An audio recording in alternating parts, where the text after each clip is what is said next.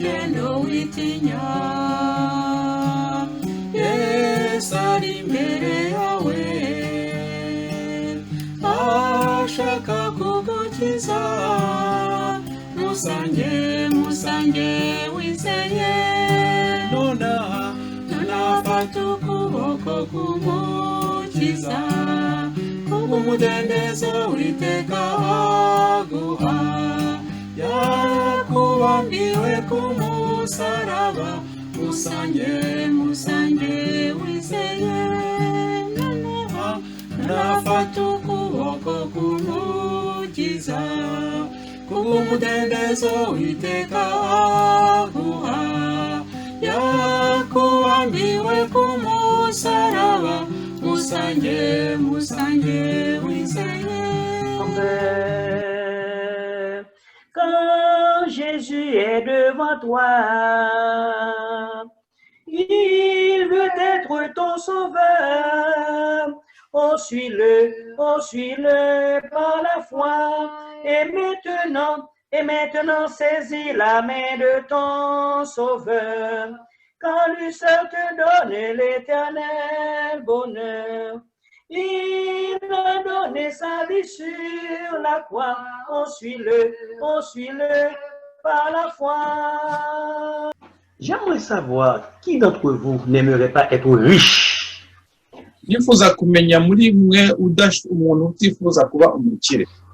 Tous ceux qui auraient aimé être riches, laisse-moi voir le pouce. Laissez-moi voir le pouce.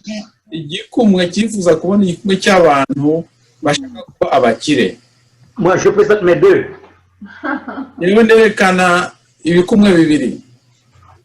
Nous sommes tous cette envie. Nous voulons être bien sur la terre et ceci n'est pas un péché. N'oubliez pas que Salomon, il était riche. Ce qui dérange, c'est lorsque notre cœur s'attache trop avec la richesse que nous avons, que nous possédons.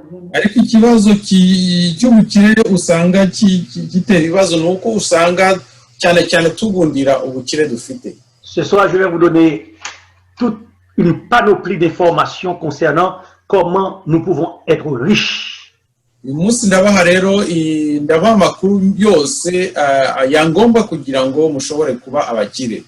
Alors, c'est tout un secret qui va être déballé ce soir. Le secret de la richesse personnelle.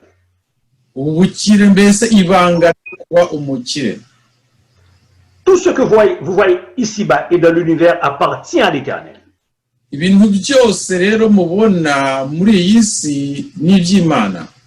C'est pourquoi il est écrit dans Psaume 24, à l'Éternel la terre, ce qu'elle renferme, le monde et ce qu'il habite.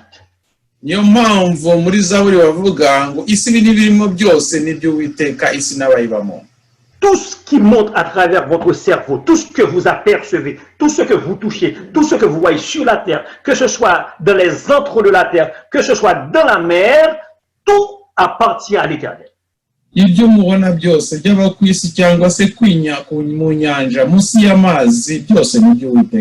L'homme l'a préoccupé depuis 6000 ans, mais il faut qu'il comprenne qu'il n'en est que l'administrateur.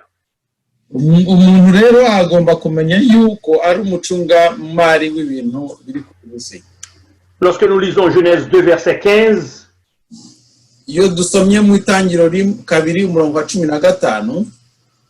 Genèse 2, verset 15, nous allons voir qu'est-ce que Dieu dit. Dans Genèse chapitre 2, verset 15.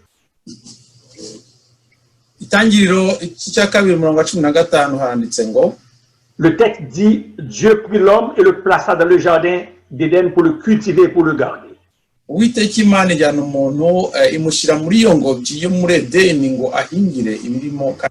Cela peut vouloir signifier avant que l'homme ait été venu à l'esprit de Dieu, Dieu a planifié un moyen de survie, un jardin pour le bien-être de l'homme.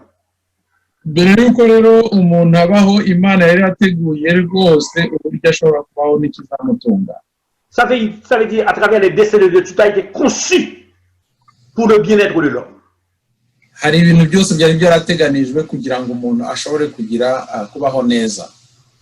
Adam et Ève, ils n'ont rien fait lorsqu'ils sont nés pour vivre. Tout a été déjà préparé.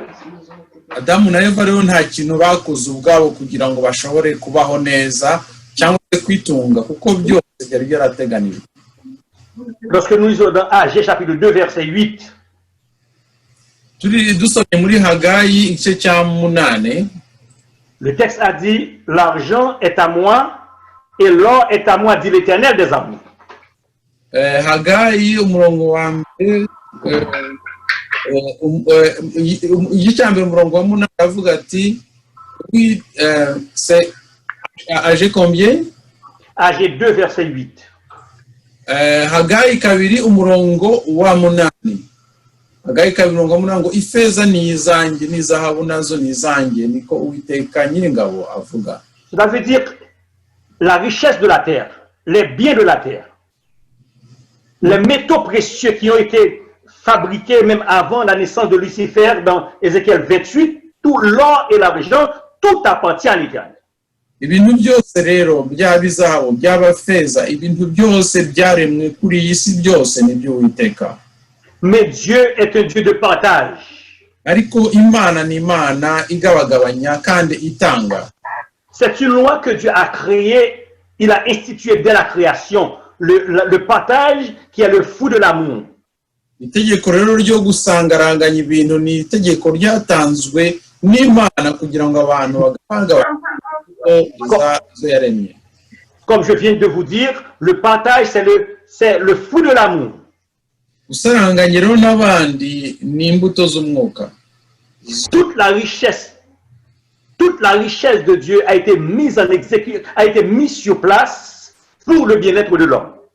Ubukire rero ibintu byose byaremewe kugira ngo umuntu ashobore kubigiramo amahoro n'umudendezo. En un mot, lorsqu'on aime, on donne. Muri make iyo ukunda uratanga. Lorsqu'on aime, on partage. Iyo ukunda uratanga. Nous n'avons rien fait pour recevoir le soleil qui nous réchauffe, pour recevoir la pluie qui arrose nos plantes. Nous n'avons rien fait pour respirer. Tout c'est le produit de l'amour.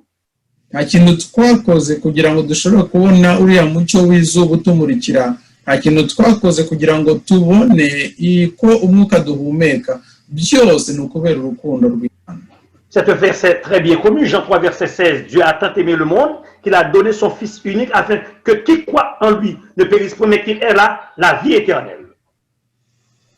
Yohana 3:16 ngiye kwasoma 3:16 uko Imana yakunze abari mu isi cyane byatwitanga umwana w'ikinege kugira ngo umwizera wese arimbuka ahubwo ahabwe ubugingo buhoraho. Dans Genèse 2 verset 15 à 17, Dieu donna le jardin d'Éden à Adam et Ève, il devait en prendre soin, mais Dieu s'était réservé un arbre afin d'éprouver la fidélité d'Adam et Ève. Uwiteka Imana ijyana wa muntu mushyira mu cyangwa muri Edeni ngo ahingire ibirimo ayirinde. Uwiteka iramutegeka kugira ngo ayirinde. Dans la relation de Dieu et l'homme, de Dieu avec l'homme, Dieu nous demande 3 choses importantes dans notre relation, notre intimité avec lui, si vraiment nous l'aimons. Mu mibanire yacu n'Imana rero Imana iradusaba ibintu bitatu. D'abord, c'est notre temps. Imana idusaba igihe cyacu. Le texte a dit on travaille 6 jours, mais le 7e jour appartient à l'Éternel. Bibiliya iravuga iti muzakore iminsi 6 ariko umunsi wa 7 wahariwe Uwiteka Imana. Nous sommes bousculés par le temps. Dans ce temps dans lequel nous vivons, nous cherchons chaque jour du pain et du beurre, mais en dépit de tout, le Seigneur nous demande de lui donner une fraction de notre temps pour l'adorer en esprit et en vérité. Usanga duhugiye mu mirimo yacu y'iminsi 6 ariko Imana iravuga iti nyabona mujye mumba gice akantu gato kugira ngo mushobore kuruhuka. Nous devons prendre du temps pendant cette longue semaine de 7 jours que nous avons pour étudier les Saintes Écritures, pour avoir une certaine proximité avec l'Éternel. Tugomba gufata igihe cyo kwiga ijambo ry'Imana kugira ngo tugire umubano wihariye nayo. C'est bien malheureux, il y a certains qui ont donné trop de temps à la famille, trop de temps au travail et même à eux-mêmes, au lieu de donner un peu de temps à la parole de Dieu, un peu de temps pour servir l'Éternel. hari abantu batanga igihe kinini ku miryango yabo bagafata igihe kinini mu kazi kabo n'ibindi byabo ariko bagaha igihe gito cyane bakagiha Imana. Ce qui est bizarre encore, parfois il y a des gens qui sont à l'église et puis pendant qu'ils sont à l'église, aux environs d'une heure, ils regardent leur montre pour regarder est-ce que le prédicateur n'est pas trop long parce qu'ils ont un rendez-vous, ils devraient aller travailler dans un centre CHSLD. Ikibabaje ni uko no mu itorero usanga abantu bari mu rusengero none ugasanga batangiye kureba ku masaha saa saba zigeze bavuga bati isaha rwose pastor narangize kubwiriza abo bangiye kwikora akazi kanjye. Dieu nous demande une fraction de notre temps. Imana idusaba agace gato k'igihe cyacu parce qu'il est le maître du temps. kubera yuko ariyo ingenga ibihe. Non seulement Dieu nous demande notre temps, il nous demande également notre talent. Imana ntabwo idusaba igihe gusa ahubwo idusaba n'impano zacu. Lorsque nous reconnaissons c'est l'Éternel qui nous accorde le talent musical et autres que nous possédions, nous serons en mesure de partager ce talent à l'Église pour la gloire de Dieu. Imana igihe iduhaye impano zo kuririmba twagombye kuzikoresha turirimbira Uwiteka mu rusengero. Matthieu chapitre 25 verset 15. Matayo 25:15 nous dit ce qui suit. Il donna 5 talents à l'un, 2 à l'autre et 1 au troisième à chacun selon sa capacité et il partit. Dieu distribue des talents pour le bien-être de son Église. Aha umwe italente 5 undi amuha 2 undi amuha 1 uko umuntu ashoboye arazinduka. Imana rero itanga amatalano ikurikije uko ishaka ko itorero ribaho neza. Exode chapitre 28 verset 3. Kuva 28 umurongo wa 3. Il n'y a personne qui soit inutile à l'intérieur de l'Église. Tout le monde est capable de faire quelque chose. Buri muntu wese afite icyo ashobora gukora, umuntu wese afite ikintu ashobora gukora mu itorero. Il est écrit, tu parleras à tous ceux qui sont habiles, à qui j'ai donné un esprit plein d'intelligence, et ils feront les vêtements d'Aaron, afin qu'ils soient consacrés et qu'ils exercent mon sacerdoce. Kuva 28 umurongo wa 3 turavuga ngo kandi uzabwira abahanga bose nujuje umwaka w'ubwenge babohe imyambaro ya Aroni yo kumwereza kugira ngo ankorere umurimo w'ubutambyi. Exode 35 verset 31 à 35. Yohana 35 Yohana igice cya 35 umurongo wa 35. Il l'a rempli de l'esprit de Dieu, de sagesse, d'intelligence et de savoir pour toutes sortes d'ouvrages. Il l'a rendu capable de faire des inventions, de travailler l'or, l'argent et les reins, de graver les pierres à enchâsser, de travailler le bois et d'exécuter toutes sortes d'ouvrages d'art. Il lui a accordé aussi le don d'enseigner, de même à Oholiab, fils d'Aïsamak, de la tribu de Dan. Il les a remplis d'intelligence pour exécuter tous les ouvrages de sculpture et d'art, pour broder et tisser les étoffes, teintes en bleu, en pourpre, en cramoisi et le fin lin pour faire toute espèce de travaux et d'inventions. C'est quel verset? Et Exode 35, verset 31 à 35.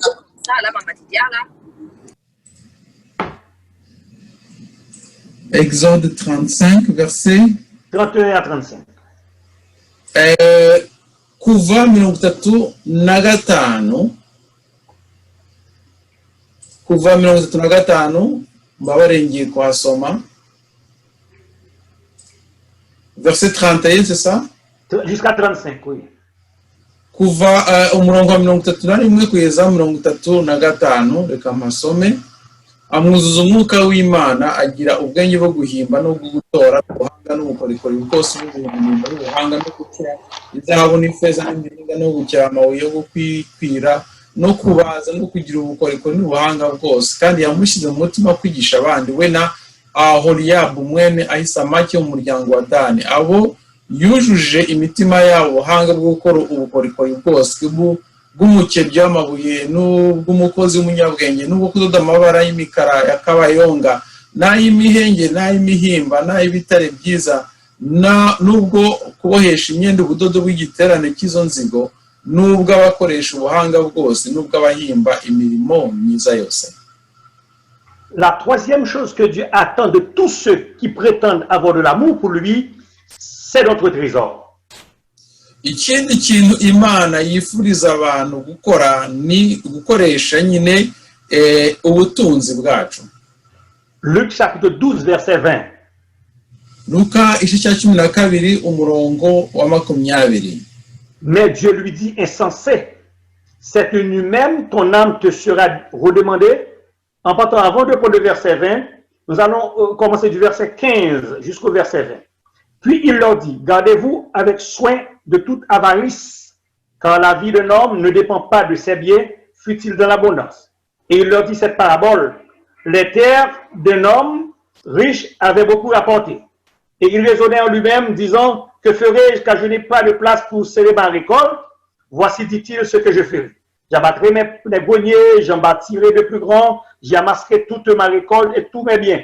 Et je dirai à mon âme, tu as beaucoup de biens en réserve pour plusieurs années, repose-toi, mange, bois et réjouis-toi. Mais Dieu lui dit, insensé, cette nuit même, ton âme te sera demandée, et ce que tu as préparé, pour qui cela sera-t-il? Il en est de même de celui qui amasse des trésors pour lui-même et qui n'est pas riche pour Dieu.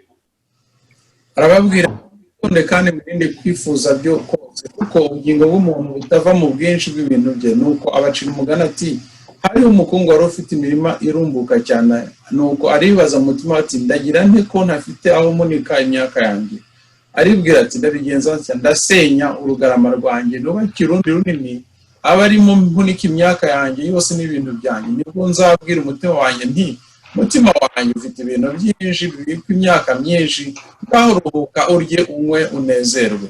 Ariko Imana amubwira ati wamupfuwe muri joro uranyaga ubugingo bwawe, ibyo wabitse bizaba ibyande. Niko umuntu wirundaniza ubutunzi amera atari umutunzi mu by'Imana. Beaucoup de gens ne sont pas intelligents parce qu'ils ne savent pas que la santé qu'ils ont, c'est Dieu qui le leur a donné. Le travail qu'ils trouvent, c'est Dieu qui le leur a accordé. Abantu benshi rwose ntibazi ubwenge ntabwo bamenya yuko ubwo buzima nako kazi ari Imana yabubahaye.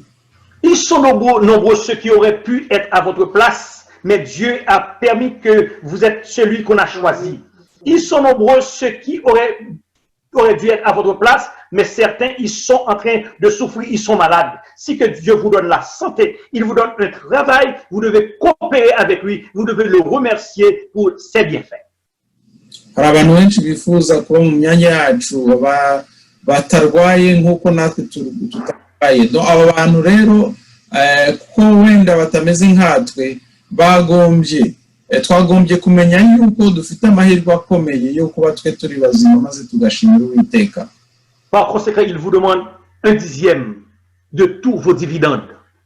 Imana rero irasaba gusa 1/10 cy'ibyo mutunze. 1/10 de tous vos revenus, de tous vos salaires. 1/10 y'imishahara yanyu nicyo Imana ishaka. Aujourd'hui, ce que nous recevons pour salaire est l'argent. Icyo rero tunguka mu mishahara yacu ni amafaranga.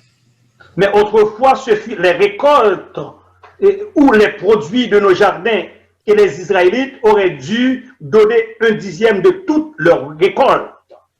Muri icyo gihe cya kera byabaga ari imyaka ibintu bejeje, icyo gihe abana b'Isirayeli bagomba gufata 1/10 cy'ibyo bahinze cyangwa se Lévitique chapitre 27, les versets 30 à 32. Lévitique? Oui, chapitre 27, versets 30 à 32. Abalewi 27 umurongo 33. Il est écrit, toute dîme de la terre, soit des récoltes de la terre, soit du fruit des arbres, appartient à l'Éternel. C'est une chose consacrée à qui? À l'Éternel. Si quelqu'un veut racheter quelque chose de sa dîme, il y ajoutera 1/5. Toute dîme de gros et de médium bétail, de tout qui passe sous la houlette sera une dîme consacrée à l'Éternel. Je n'ai pas le même texte que toi, donc c'est Lévitique 17, verset 27. Oh, 27, ok, 27, verset 30 à 32.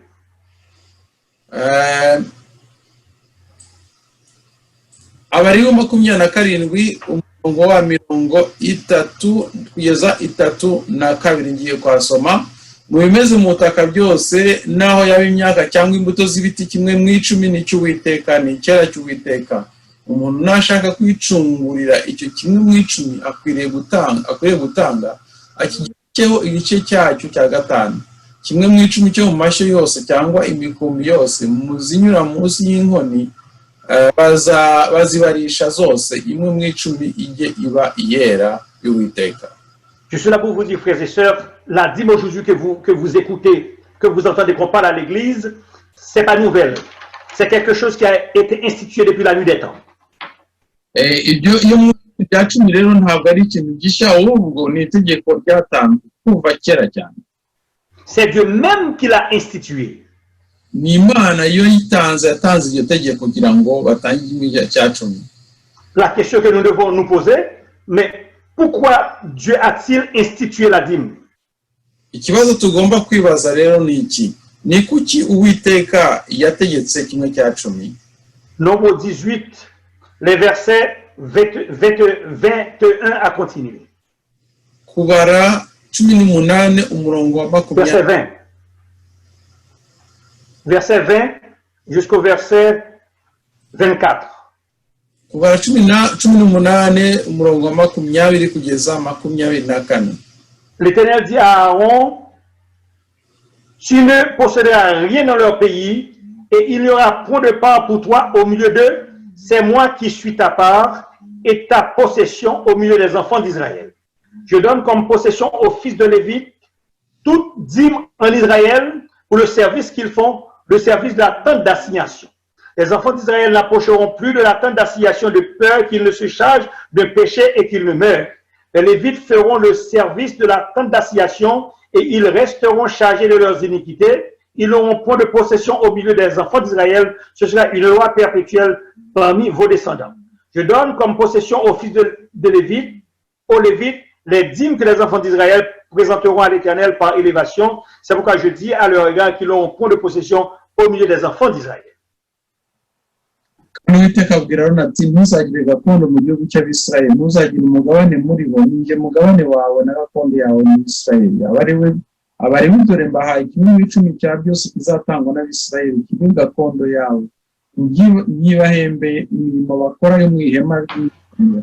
Uhereye Abisirayeli ntibakagiye hafi y'ihema ry'ibonaniro batagibwaho n'icyaha bagapfa, ahubwo Abalewi abari bo bakora imirimo y'ihema ry'ibonaniro, abari bo bagibwaho no gukiranirwa kwabo. Iryo ribe itegeko ridakuka mu bihe byanyu byose, kandi Abalewi ntibazagire gakondo mu Bisirayeli, kuko kimwe mu 10 kizatangwa n'Abisirayeli bakagitura Uwitekaho ituro ryerejwe, gihaye Abalewi ho gakondo. Icyo gitumye babwira yuko batazagira gakondo mu Bisirayeli.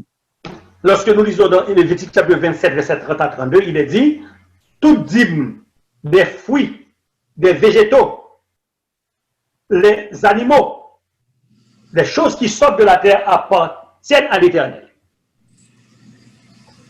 Iby'Uwiteka byose rero ibintu byose ni iby'Uwiteka. Si aujourd'hui nous nous servons de l'argent comme salaire, autrefois ces gens-là, ils ont utilisé les produits de la terre comme moyen de survie. Uyu munsi dukoresha amafaranga, kera bakoreshaga ibintu byavaga mu butaka akaba ari byo byatungaga abana b'Imana. Ça veut dire à cette époque, lorsque vous avez un manguier, hein, vous allez dans ce manguier, vous avez récolté 50 sacs de mangue. Vous devez enlever 5 sacs de mangue, vous les mettez à part comme une dîme pour l'Éternel. Rero kera waba ufite wenda igiti cy'amacunga wagombaga igihe none uvanyemo amatunda wenda nk'imifuka 10, umufuka umwe warawufataga ukawuha Imana. Si vous avez un caféier et vous allez faire la récolte, vous avez récolté 60 marmites, 60 récipients de café, 6 récipients devraient être mis à côté comme une dîme pour l'Éternel. ufite ibiti bya kawa noneho ugasarura kawa imifuka 60, icyo gihe wagomba gufatamo imifuka 6 none imifuka Uwiteka ikajyanwa mu bwoko bw'Imana. En sorte qu'à l'époque, la dîme c'était des récoltes. La dîme c'était à travers des animaux qui ont des enfants, qui ont des bébés, et on devrait prendre certains animaux, on les met à côté comme une dîme en sens de remerciement à l'Éternel pour ce qu'il a fait pour soi. Iyo umuntu yabaga afite inyamaswa yagomba gufata zimwe muri zo akaziha 1/10 kugira ngo ashobore gushimira Uwiteka. Aujourd'hui, alors c'est ce que nous disons à l'époque, et n'oubliez pas qu'il y avait eu des prêtres lorsque Israël a été dans le désert, et les 12 enfants de Jacob, et par moment, Dieu ne s'est pas prononcé, il y a eu des événements difficiles. Toutes ces tribus-là, parfois, ils ont dû tourner le dos à l'Éternel, sauf la tribu de Lévi. Hari ibintu rero byahabwaga ubwoko bw'Abisirayeli, habaga imiryango y'Abisirayeli, hari ibyo yabonaga uretse umuryango w'Abalewi. Comme récompense, lorsque Israël a fait acquisition de la terre promise, l'Éternel a dit à Moïse et à Aaron, écoutez, ce que je dois vous dire là, seule la tribu de Lévi est mise à part pour le sacerdoce. Alors c'est une récompense. Ça veut dire que tous les mâles de la tribu de Lévi ont été réservés comme prêtres, comme sacrificateurs pour le peuple d'Israël. Mu miryango 12 ya Isirayeli havuyemo umuryango umwe wahawe inshingano zo gukora mu rusengero no gukorera Imana, akaba ari umuryango w'Abalewi. Lorsque Josué, lorsqu'ils ont pris en possession le territoire de Canaan, toutes les 11 tribus d'Israël ont occupé une portion de terre sur le territoire des Cananéens, sauf la tribu de Lévi qui a été mise à l'écart, parce que l'Éternel a dit que la tribu de Lévi ne devrait pas avoir des lopins de terre. Avant, c'est moi qui suis leur part. Ubwo rero igihe Abisirayeli bageraga muri Kanani bagahabwa ubutaka bwa Kanani, imiryango cyangwa se iriya miryango y'Abisirayeli 11 iyo yabonye ubutaka ibonaho hinga, uretse gusa umuryango w'Abalewi wo wari warashizwe ku ruhande uvuga ko uzatungwa na 10 n'amaturo bizajya biva mu by'abandi batanze. Par conséquent, la tribu de Lévi a été inexistante lorsque Israël a pris possession de Canaan. Pourquoi? Parce que cette tribu a été éparpillée dans les autres 11 tribus. Parce qu'ils n'ont pas eu le droit, cette tribu n'avait pas eu le droit d'avoir une portion de terre. Et tous les mâles de la tribu de Lévi, ils ont été considérés comme des prêtres nés, comme des sacrificateurs nés. Ils ont été établis dans les 11 tribus pour régler les affaires de Dieu ainsi que le peuple.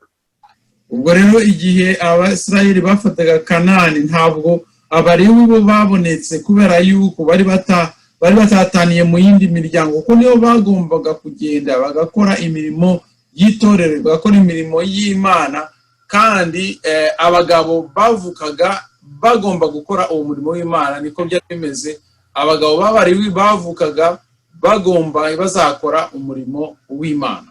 Alors lorsqu'une tribu a reçu une grande partie du territoire pour s'établir, à travers cette tribu, il y avait eu encore des subdivisions. Parce que chaque famille devrait avoir un gros morceau, des hectares de terre, parce qu'à travers ces terres, chaque famille devrait travailler pour survivre. Icyo gihe rero buri muryango ugomba guhabwa ubutaka, ariko muri uwo muryango hakavamo ubundi buryango butoya bwagombaga gukora gushaka aho buba naho guhinga. Icyo gihe rero buri muryango cyangwa se buri rugo rwagombaga gukora uko bushoboye kugira ngo buhinge ubutaka bushobore kubaho. Alors voici une famille lévite qui est arrivée à Nephtali, dans la tribu de Nephtali. Cette famille est là comme représentant de Dieu. Cette famille est là pour l'affaire spirituelle de la tribu de Nephtali. Alors le prêtre est arrivé. D'abord, il devrait habiter dans le sanctuaire. Et il a 5, 6, 10 enfants. Le prêtre là ne devrait pas avoir des portions de terre pour avoir des animaux, pour élever des animaux, des portions de terre, pour faire de la plantation, pour survivre. Toute sa vie dépend des dîmes apportées dans le temple. icyo gihe rero niba umurewi none haje agiye asanze abo bantu b'abahinzi n'aborozi akahagera niba afite abana nka 12 abana yabaga afite bose ntabwo agomba kugenda ngo asabe ubwo butaka cyangwa bawuhinge ahubwo we n'abana be bagaburirwaga n'amaturo atanzwe agiye mu buturo bwera nibyo byabatunga batungwaga n'amaturo n'imigabane. Le frère a été béni par l'Éternel. Il y a eu une moisson de maïs. Il a récolté du maïs, 80 sacs de maïs. Il a enlevé 8 sacs comme dîme pour l'Éternel. Il les a apportés où? Dans le temple. Pourquoi? Parce que Dieu, il est là pour payer le prédicateur, pour payer le prêtre qui habite dans ce temple. Ce prêtre-là, il n'a pas droit à aucun lopin de terre, il n'a pas droit à quoi que ce soit. Alors, il travaille directement avec l'Éternel. Lorsqu'on apporte la dîme dans ce temple, l'Éternel prend cette dîme, il paye le prêtre, il paye le sacrificateur afin qu'il soit en mesure de répondre aux besoins de toute sa famille. Icyo gihe rero niba abahinzi cyangwa aborozi baramutse hari icyo bungutse bagomba gufata 1/10 cy'ibyo bahinze bakabijyana mu rusengero kugira ngo wa murewi cyangwa se wa mupadiri ashobore kubona ikimutunga. Et frères et sœurs, même quand ce prêtre, ce sacrificateur, il reçoit la dîme des gens la dîme que les gens ont apportée dans ce temple, à leur tour, ils devraient enlever une dîme de la dîme. Ça veut dire que les maïs qu'ils ont reçus, ils devraient essayer de faire en sorte d'enlever d'autres marmites de maïs pour contrôler afin de laisser une dîme à l'intérieur de ce temple. Ils doivent remercier le Seigneur pour ce salaire en apportant une dîme à l'Éternel. Cette dîme-là, c'est une portion qu'ils doivent laisser dans le temple. Les passagers, ceux qui sont affamés, ils devraient venir dans ce temple pour trouver de quoi manger. Umutambi nawe rero amaze kubona icyo cyacumi ntabwo yaga cyose ahubwo yafatagamo cyacumi muri icyo cyacumi abonye ntabwo agomba kurya ayo mafaranga ahubwo yagomba kugikoresha kugira ngo gikore mu itorero maze gishobore kugaburira abakene babaga baraho.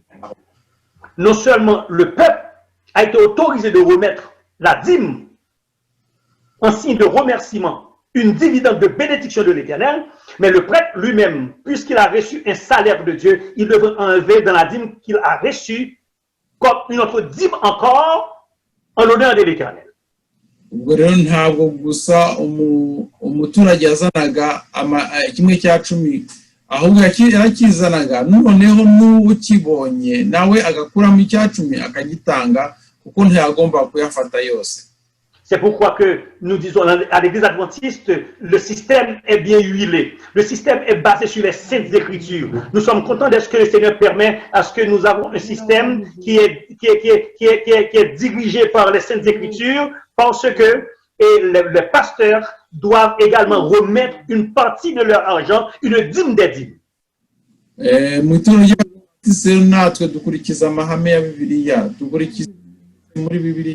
Niyo mpamvu umupastor wo mu Badventiste iyo abonye 1/10 cyangwa se abonye umushahara agomba gukura mu 1/10 nawe akagitanga. Un pasteur qui ne retourne pas sa dîme, il est aussi fidèle que membre d'église. Un pasteur qui ne remet pas sa dîme, il a aussi un compte à rendre à l'Éternel. Umupastor udatanga imigabane nawe ameze nk'umwizera utayitanga nawe agomba kugira icyo zabazwa imbere y'Uwiteka. Je suis là pour vous dire, ce sont ces deux institutions qui restent solides à travers un style concernant la dîme et les offrandes. L'église adventiste ainsi que l'église catholique. Hari amatorero abiri cyangwa se amadini abiri usanga rwose akomeye kuri ibyo by'amaturo n'imigabane. Ni itorero ry'Abadventiste n'itorero ry'Abagatolika. Ce que je veux dire, je ne dis pas que le catholique a le système d'apporter la dîme et les offrandes, mais en termes que le pasteur n'a pas le droit de travailler, il doit se préoccuper seulement des affaires de l'église. C'est ce que je veux dire lorsque je parle de l'église catholique et l'église adventiste. Un pasteur n'a pas le droit de travailler, toute sa vie doit être consacrée pour répondre aux besoins des membres de l'église. Ubwo rero impamvu vuze Abagatolika ndetse no kubera yuko pasteur nawe w'Abadventiste ntafite uburenganzira bwo kujya gufata kandi kazi agomba kuguma mu itorero agakora akazi ko mu itorero gusa adakoze akandi kazi ko hanze. Nous allons lire dans 1 Corinthiens 9, versets 13 et 14. 1 Corinthiens chapitre 9, 1 Corinthiens chapitre 9, versets 13 et 14. Urwandiko rw'Abakorindo igice cya 9 umurongo wa 11 kugeza 13. Il est écrit, ne savez-vous pas, 1 Corinthiens 9, versets 13 et 14. Ne savez-vous pas que ceux qui remplissent les fonctions sacrées sont nourris par le temple, que ceux qui servent à l'autel ont part à l'autel? Muzi yuko abakora imirimo yo mu rusengero batungwa n'iby'urusengero, kandi abakora imirimo y'igicaniro bakagabana n'iby'igicaniro. N'umwami wacu niko yategetse ko abavuga ubutumwa bwiza batungwa n'ubutumwa. Ça veut dire si votre vie est consacrée entièrement au service de Dieu, si votre vie est consacrée entièrement pour l'Église, pour intercéder en faveur du peuple, si votre vie est consacrée entièrement pour former le peuple, si votre vie est consacrée entièrement au service du sanctuaire, vous devez manger. Vous avez une femme, vous avez des enfants, par conséquent, ceux qui prêchent l'évangile doivent être nourris de l'évangile. Niba rero ubuzima bwanyu bwose mwarabwihariye kwigisha, ubuzima bwanyu bwose mubufata mugakora iby'Imana cyangwa mugakorera Imana, nukuvuga ko mugomba gutungwa n'amafaranga avuye mu nzu y'Imana. En un mot, que signifie la dîme? Que signifie la dîme? None kimwe cya 10 gisobanura iki? La dîme signifie 10e partie. Icya 10 gisobanura na kimwe mu 10. Les anciens, ils nous ont donné des exemples. Abantu bakuru baduhaye ibyitegererezo. Abraham payait sa dîme fidèlement. Abrahamu yatanze icya 10 rwose agitanga neza cyane. En pourtant, je dois me corriger, Abraham ne payait pas la dîme, il remettait la dîme fidèlement à l'Éternel. Reka nikosore ntabwo Abrahamu Lorsque nous lisons, Abrahamu yatanze kimwe cya 10. Nous lisons dans Genèse 14, verset 18 à 20, Melchisedec, roi de Salem, fit apporter du pain et du vin.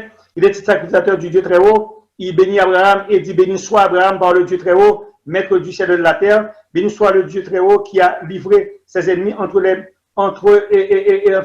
tes mains. Et Abraham lui donna la dîme de tout. Abrahamu asomye Abrahamu igihe yahuraga n'uriya mwami yatanze kimwe cya 10. Alors cela peut vouloir signifier la dîme existait avant Moïse. Nukuvuga ko kimwe cya 10 kiriho mbere yuko na Mose abaho. Hébreux 7 versets 5 et 9. Abaheburayo 7 umurongo wa 7 kugeza kwa 9. Versets 5 et 9. Ceux des fils de Lévi qui exercent le sacerdoce ont d'après la loi l'ordre de lever la dîme sur le peuple, c'est-à-dire sur leurs frères, qui cependant sont issus des reins d'Abraham. Verset 9. De plus, Lévi qui perçoit la dîme l'a payé, pour ainsi dire, par Abraham. Donc, Hébreux combien? Hébreux 7, versets 5 et 9. 7 verset 9. C'est bon? Hébreux 7, versets 5 et 9. Excusez-moi, j'ai ma Bible. Abaheburayo 7 umurongo wa 5 kugeza wa 9.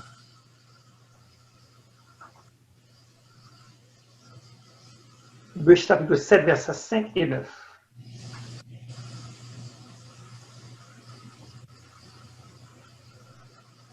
Ngiye gusoma umurongo wa 5 banditse ngo kandi abantu barewe aribo bahabwa ubutambyi bafite itegeko ryo gukoresha abantu kimwe mu 10 nibo bene wabo nubwo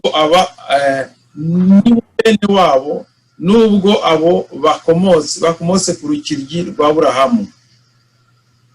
Ariko dore wa wundi utakomotse mu muryango wabo yakoresheje Aburahamu kimwe mu 10 kandi ahumugisha nyiri byasezeranijwe. Nta wahakana ko uworoheje ahabwa umugisha n'ukomeye, kandi muri twe abantu bapfa nibo bahabwa kimwe mu 10, naho icyo gihe cyahawe uhamya ko ahoraho, ndetse byabasha kuvuga yuko Lewi ahabwa kimwe mu 10 nawe ubwe yagikoreshejwe kuba ku bw'Aburahamu. Savez-vous, frères et sœurs, lorsque vous êtes fidèles à l'Éternel, il sera beaucoup plus fidèle à vous? Iyo rero mutanga mukaba intungane ku Mana, Imana nayo ibakorera byiza. Savez-vous, lorsque vous êtes généreux envers l'Éternel, il sera beaucoup plus généreux envers vous? Urabizi ko iyo muha Imana, Imana nayo izabaha ibindi byinshi. Ceux qui veulent être riches et bien, ceux qui veulent avoir la prospérité, ce sont ceux qui croient dans le système des dîmes et offrandes. Abantu bashaka gukira rero, abantu bashaka kugira ubutungane, bakashaka kugira ibintu byiza, n'abantu bizera mu byo gutanga imigabane n'amaturo. Deutéronome chapitre 8, versets 17 et 18. Gutegeka kwa kabiri, Deutéronome 8, versets 17 et 18. umurongo wa 8. Garde-toi de dire en ton cœur, ma force et la puissance de ma main m'ont acquis ces richesses. Souviens-toi de l'Éternel ton Dieu, car c'est lui qui te donnera de la force pour les acquérir, afin de confirmer, comme il le fait aujourd'hui, son alliance qu'il a jurée à tes pères. C'est Deutéronome combien? Deutéronome 8, versets 17 et 18. Gutegeka kwa kabiri 8, umurongo wa 17 kugeza 19. 17 et 18. Kwibwira uti imbaraga zanjye n'amaboko yanjye nibyo byampesheje ubutunzi, ahubwo uzibuke Uwiteka Imana yawe, kuko ariyo iguha imbaraga zikuronkesha ubutunzi, kugira ngo ikomeze isezerano yasezeranije indahiro na ba sekuruza banyu, nk'uko irikomereza muri iki gihe. Moïse a dit, garde-toi de dire en ton cœur, ma force et la puissance de ma main m'ont acquis ces richesses. Souviens-toi de l'Éternel, ton Dieu, car c'est lui qui te donnera de la force pour les acquérir. Tout ce que vous avez, tout ce que vous possédez, c'est la grâce de Dieu. Ibintu byose dufite rero byose ni kubuntu bw'Imana. Et il a été rapporté l'histoire de Colgate. Vous connaissez Colgate, la compagnie Colgate, la pâte que nous utilisons, la pâte Colgate et la pâte dentifrice avec laquelle que nous brossons nos dents. Ikompanyi rero cyangwa se kompanyi yitwa Colgate, muzi neza yindi ikora wa muti dukora turi koza amenyo. J'ai appris que Colgate n'a jamais connu Dieu dans sa vie. C'était un païen comme nous le disons. Mais Colgate, il a entendu parler du partenariat Dieu et homme, et du partenariat qui donne la bénédiction Dieu et homme dès le début de sa compagnie, à l'état embryonnaire, une petite chose. Colgate a été fidèle en remettant la dîme et les offrandes à l'église. Colgate rero kuva igishinzwe yumvise ibyerekeranye no gutanga kimwe n'icumi n'amaturo, maze igose kuva igitangira iyo kompanyi itangira gishingwa itangira kujya itanga kimwe n'icumi. En dépit qu'il n'avait pas cru en Dieu comme vous et moi nous croyons aujourd'hui, mais il a cru dans ce système de générosité. Il a compris que c'est Dieu qui donne, c'est Dieu qui rend prospère. Nubwo atari umukristo, ariko uwo mugabo Colgate rwose yumvise yuko tugomba gutanga kimwe n'icumi, maze aba rwose umukiranutsi w'Imana akajya atanga kimwe n'icumi muri kompanyi. L'histoire nous a rapporté ce fait chaque année, la dividende de Colgate augmenta davantage jusqu'à ce que Colgate devienne maintenant une compagnie mondiale très riche, parce que Colgate il a été fidèle envers l'Éternel dès l'embryon. Igitekerezo kivuga rero ko Colgate rwose yagize ubukire bukomeye kubera yuko buri gihe yagomba gutanga kimwe n'icumi, none yabaye kompanyi ikomeye cyane mu isi. Je suis là pour vous dire, on ne paie pas la dîme et les offrandes. Ye kubabwira ko tutagura cyangwa se tutishyura kimwe n'icumi n'amaturo. On retourne ce qui n'a pas, nous retournons ce qui ne nous appartenons pas. Ahubwo tugarura ibitari ibyacu. Si vous prenez quelque chose qui n'est pas à vous, ça s'appelle comment? Iyo mufashe rero ikintu kitari icyanyu babyita iki? Nous devons être fidèles envers Dieu. Tugomba kuba gukiranukira Imana. Il est écrit dans Malachie chapitre 3 verset 7 à 10. Malachie chapitre 3 verset 7 à 10. muri Malakiya gatatu umurongo wa 10.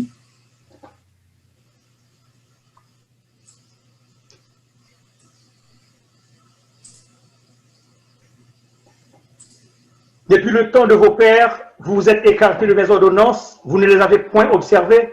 Revenez à moi et je reviendrai à vous, dit l'Éternel des armées, et vous dites en quoi avons-nous revenir? Un homme trompe-t-il Dieu? Car vous me trompez, et vous dites en quoi avons-nous trompé? Dans les dîmes et les offrandes. Vous êtes frappés par la malédiction et vous me trompez la nation tout entière. Apportez à la maison du trésor toutes les dîmes afin qu'il y ait de la nourriture dans ma maison. Mettez-moi de la sorte à l'épreuve, dit l'Éternel des armées, et vous verrez si je n'ouvre pas pour vous les écluses des cieux et si je ne prends pas sur vous la bénédiction en abondance. Pour vous, je menacerai celui qui dévore et il ne vous détruira pas les fruits de la terre et la vie ne sera pas stérile dans vos campagnes, dit l'Éternel des armées. Muhereye mu bihe bya ba sogokuruza banyu muramuteshuka mukareka amategeko yanjye nimuyitondere nimungarukire nanjye nzabagarukira ni kuwiteka nyiringabo avuga nyamara murabaza muti tuzawugaruka dute mbese umuntu yakuba imana ibyayo ariko mwebwe mwarabinyimye nyamara murabaza muti twakwimye iki mwanyimye imigabane ya 1/10 n'amaturo muvumwa wa muvumo kuko ishanga ryose uko mungana mwanyimye ibyanjye nimuzana imigabane ya 1/10 ishitse mu bishire mu bikunzu yanjye ibyo kurya aho nimubingeragereshe ni kuwiteka nyiringabo avuga murebe ko ntazabagomorera imigomero yo mu ijoro nkabasukaho umugisha mukaburaho mu kwiza. Cela vous vient à dire celui qui n'apporte pas de dîmes et offrandes pour supporter l'œuvre de Dieu, il est un infidèle. Celui qui n'apporte cela vient à dire celui qui n'apporte pas la dîme et les offrandes pour supporter l'œuvre de Dieu, il est un infidèle. Umuntu utazana imigabane n'amaturo ngo ayizane mu bubiko bw'Imana aba ari umuntu utize aba ari umuntu udakira. Et vous voyez comment Israël a été coincé quelque part et frappé par les Babyloniens. Et Israël a été torturé et bastonné. C'était dur. On se demandait, mais où est Dieu? Pourquoi le peuple est laissé pour contre? Israel yagize ingorane zikomeye cyane yaragabweho ibitero maze iranyagwa n'abanyababuloni maze bakibaza bati byagenze gute ni kuki twagize ibibazo bingana gutya. Alors la question a été posée, le Seigneur il a suscité, il a donné la réponse au prophète Malachie en disant je suis pas là parce que le peuple m'a abandonné, le peuple est infidèle, le peuple m'a trompé. Et la réponse, mais en quoi avons-nous trompé? L'Éternel a répondu dans les dîmes et les offrandes. Nuko abisirayeli babaza ibyo bibazo nuko byagenze gute nuko Imana iravuga iti ntabwo abisirayeli bangiranukiye. Abisirayeli baza bati mbese ni gute tutagukiranukiye? Ati nuko mwanyimye ibyanjye mukanyima ibya 1/10 n'amaturo. L'histoire a rapporté, c'était la période intertestamentaire. Comment ce peuple, les gens, ils n'ont rien apporté à l'église. Les prêtres crevaient de faim. Ils n'avaient eu rien à manger et même pour supporter leur famille. L'église n'avait pas été fréquentée. À ce moment-là, les Babyloniens les éclaboussaient, les détruisaient parce que l'Esprit de Dieu s'est retiré.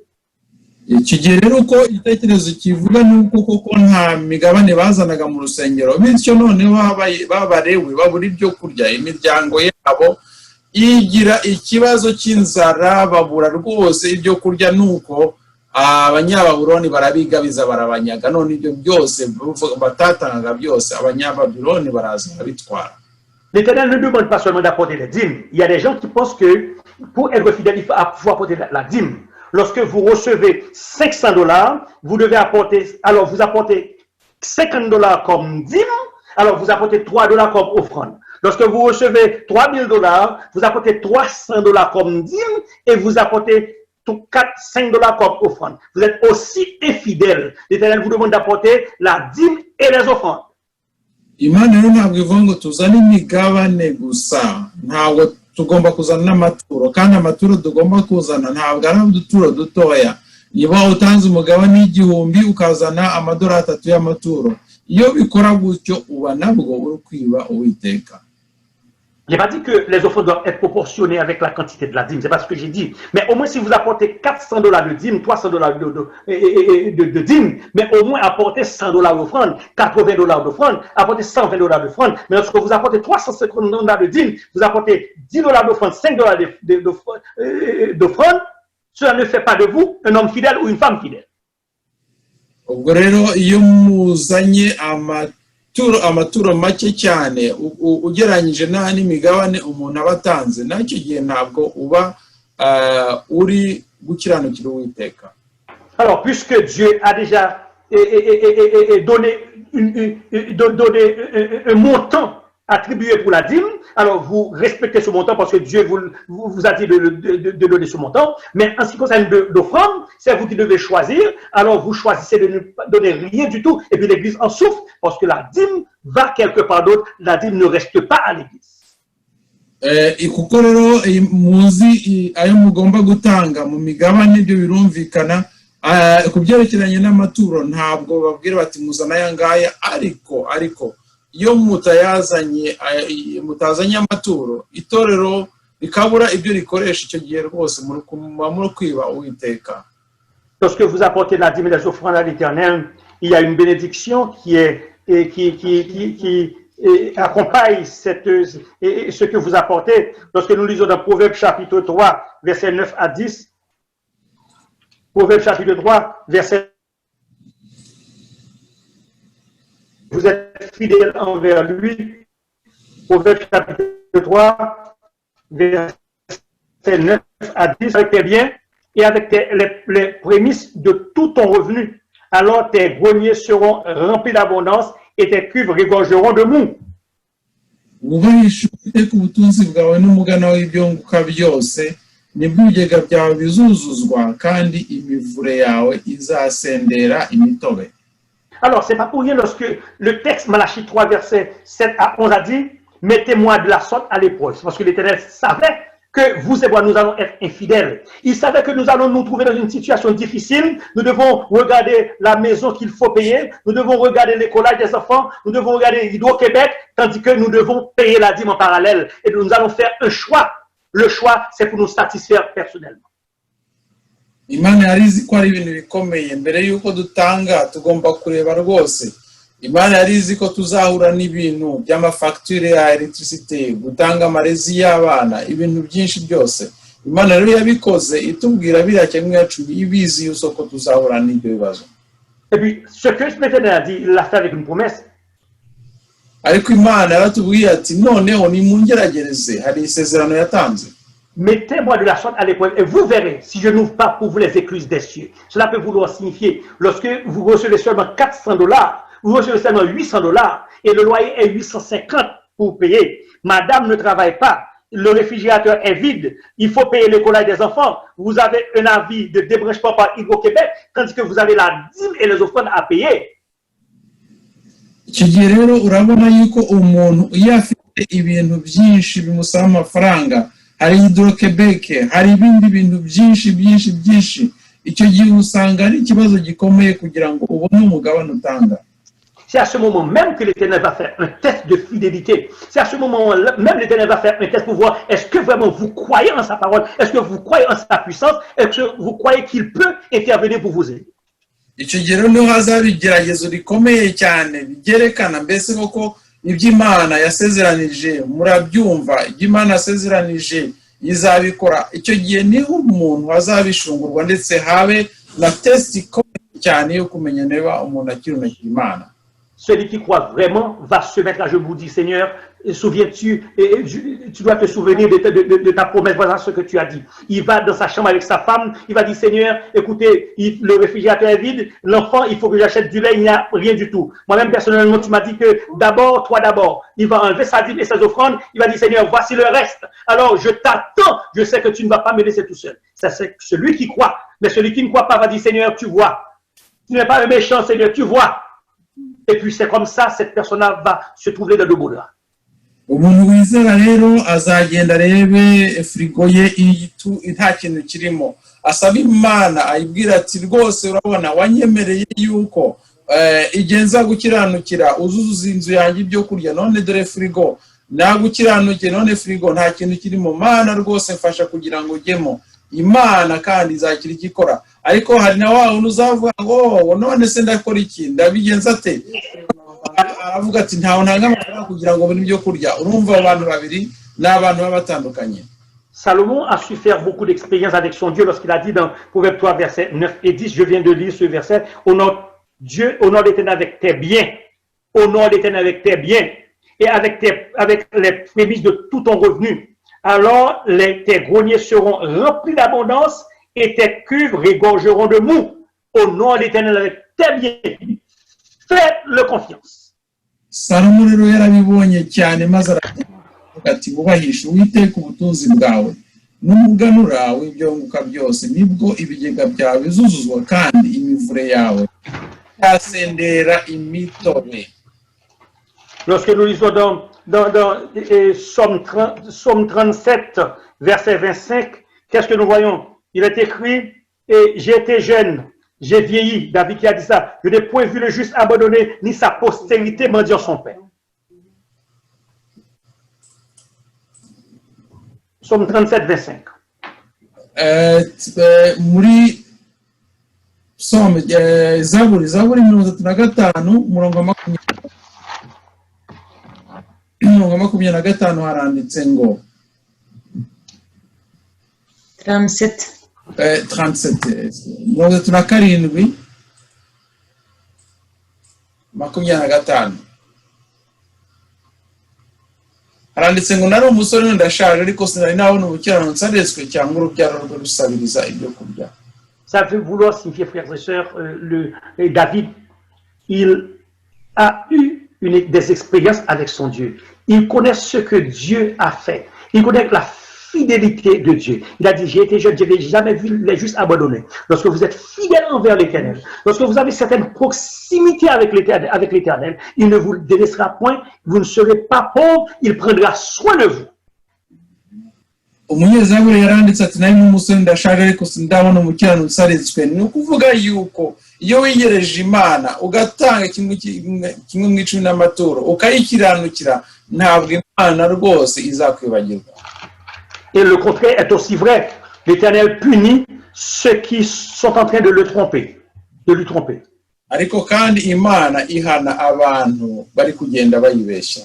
Lorsque nous lisons dans Actes chapitre 5, les versets 1 à 11, nous allons voir 1 à 5, nous allons voir une situation que certains hommes ont vécue. Actes des Apôtres chapitre 5, versets 1 à 5. Mais un homme nommé Ananias, avec Saphira, sa femme, vendit une propriété et retint une partie du prix. Sa femme le sachant, puis il apporta le reste et le déposa au pied des apôtres. Pierre lui dit, Ananias, pourquoi Satan a-t-il rempli ton cœur au point que tu mentes au Saint-Esprit et que tu aies retenu une partie du prix du champ? Il n'eût pas été vendu. S'il n'eût pas été vendu, ne te restait-il pas?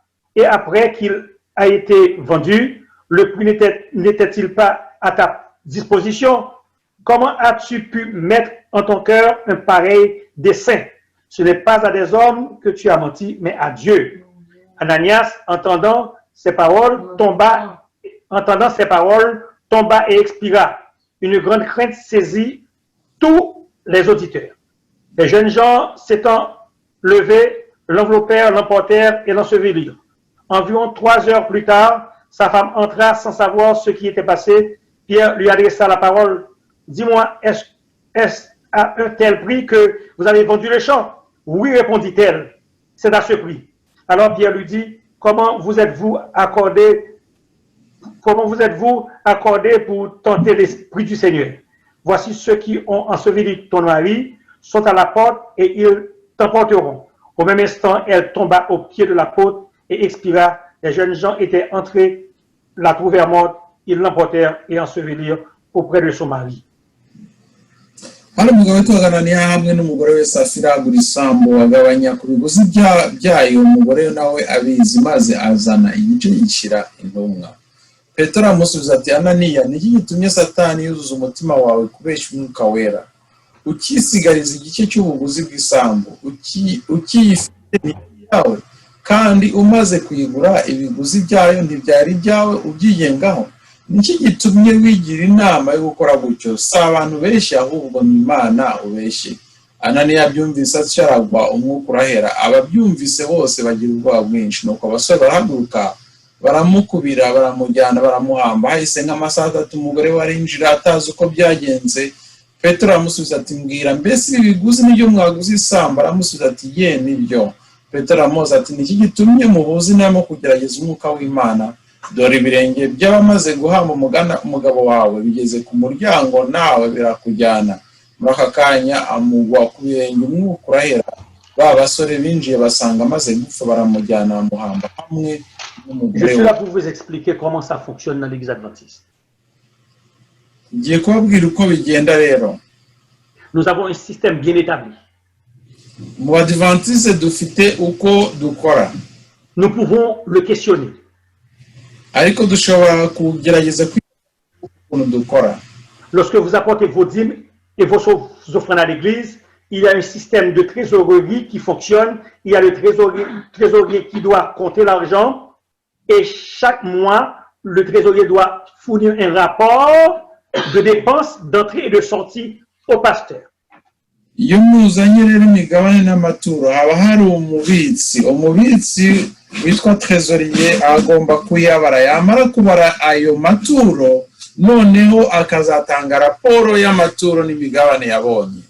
D'abord, toutes vos dîmes vont à la fédération. Seulement les offrandes qui restent à l'église. Icyerekeranye n'imigabane yose rero ijya muri federation keretse amaturo asigaye.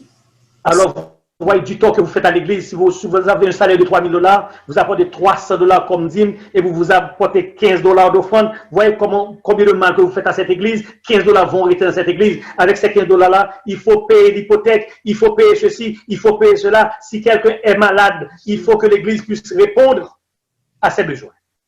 Ubwo murumva rero ko iyo uhembwa amadolari 3,000 tanga imigabane ya 300 gatanga amaturo 5 gusa murabona ukuntu rwose byangiza urusengero kuko urusengero rugomba kuriha rugomba kwishyurira urusengero rugomba gukora indi mirimo urumva ko amadolari 5 atariha gusa urusengero ntibishoboka. D'abord je dois vous dire vos offrandes qui sont à l'église avec vos offrandes qu'on paie le loyer. C'est avec vos offrandes qu'on achète du sel. C'est avec vos offrandes, si un membre a un décès dans sa famille, l'église donne une couronne. C'est avec vos offrandes, si un membre est malade, que nous devons répondre pour supporter. C'est avec vos offrandes qu'il faut payer l'électricité. C'est avec vos offrandes qu'on doit faire marcher le système administratif de l'église. Umva ko amaturo niyo afasha abantu iyo bagize ibibazo mu rusengero niyo ariha ubukode bw'urusengero niyo ariha amashanyarazi n'umuriro n'amashanyarazi mu rusengero niyo afasha utuntu twose tuturimo dukenewe mu rusengero. Alors si nous recevons $50,000 pour le mois de dîmes, tous ces $50,000 vont à la fédération. Je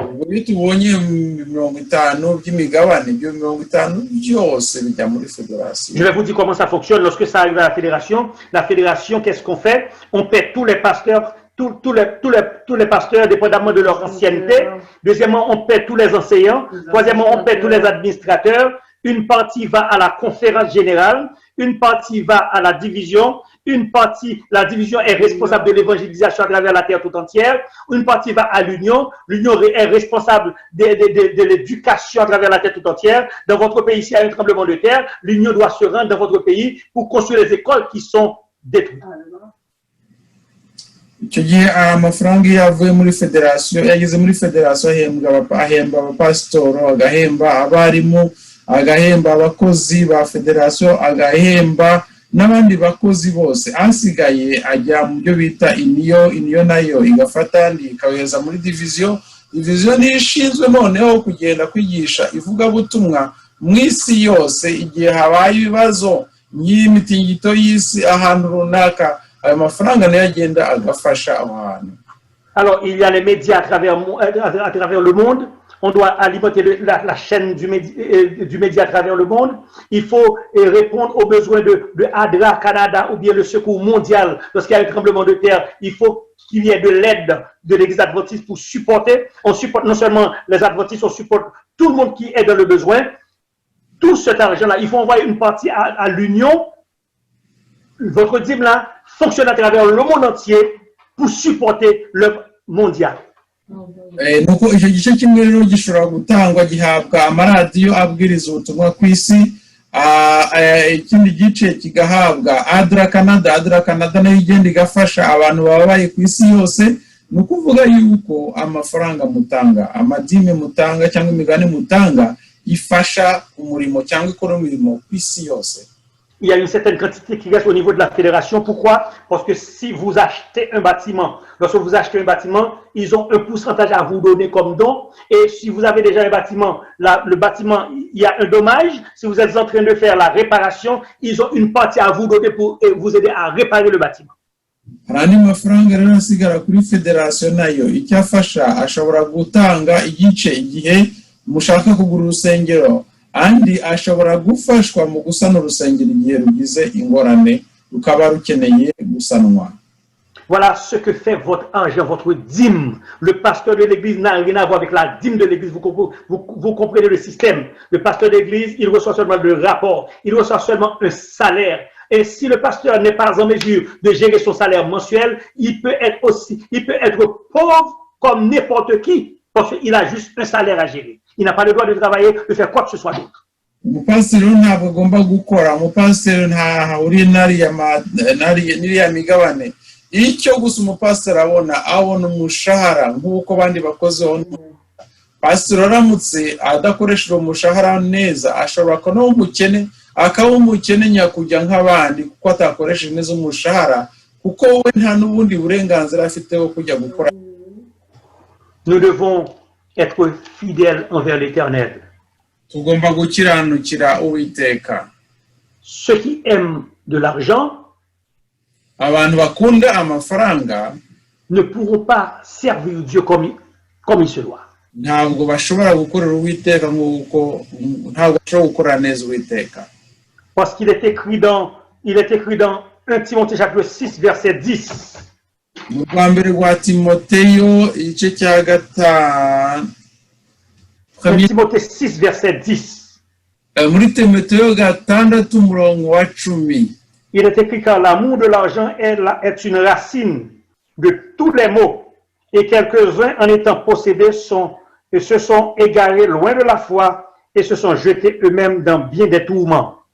Ukunda imbiya ari umuzi w'ibi byose, hariho abantu bamwe bazirarikiye barayoba bava mu byo kwizera bihandisha imibabaro myinshi.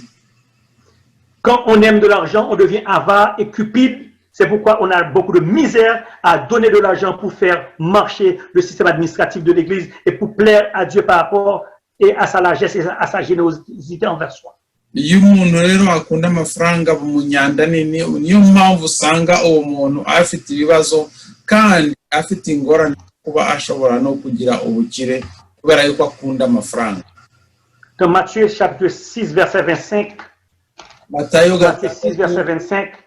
Matayo gatandatu umurongo wa 5. Il est écrit, c'est pourquoi je vous dis, ne vous inquiétez pas pour votre vie de ce que vous mangez, ni pour votre corps de ce que vous serez vêtu. La vie n'est-elle pas plus que la nourriture et le corps plus que le vêtement?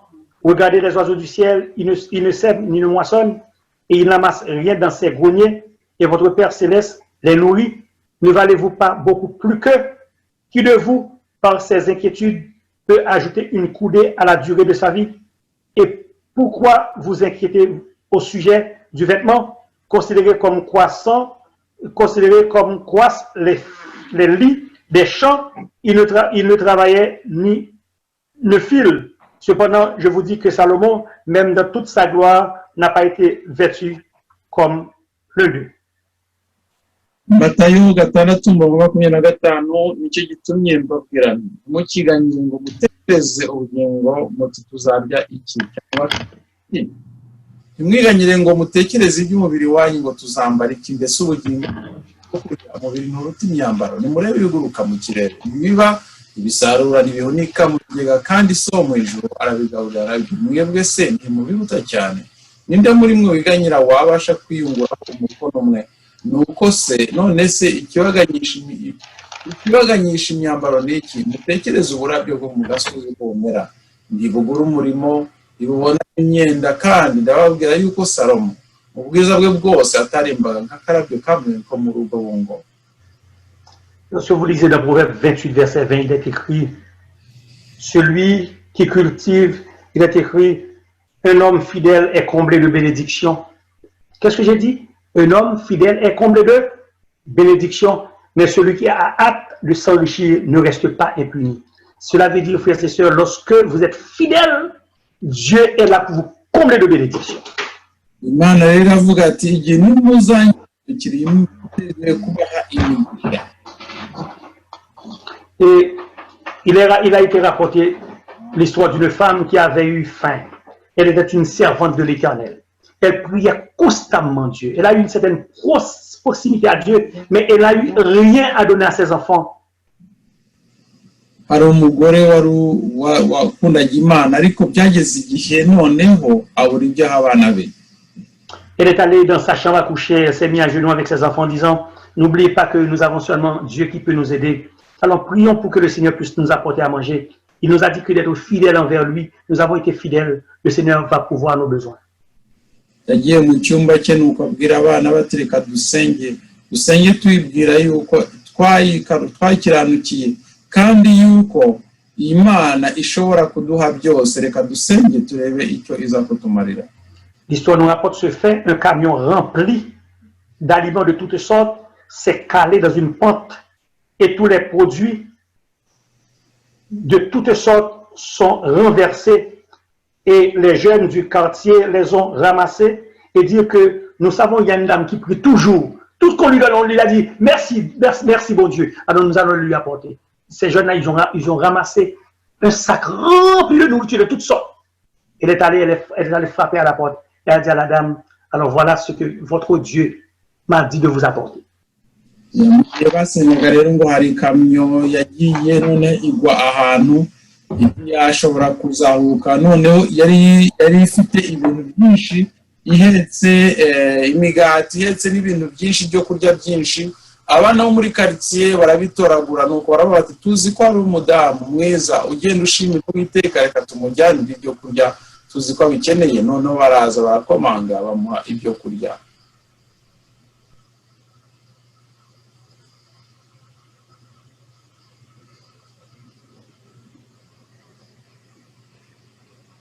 Va sans peur et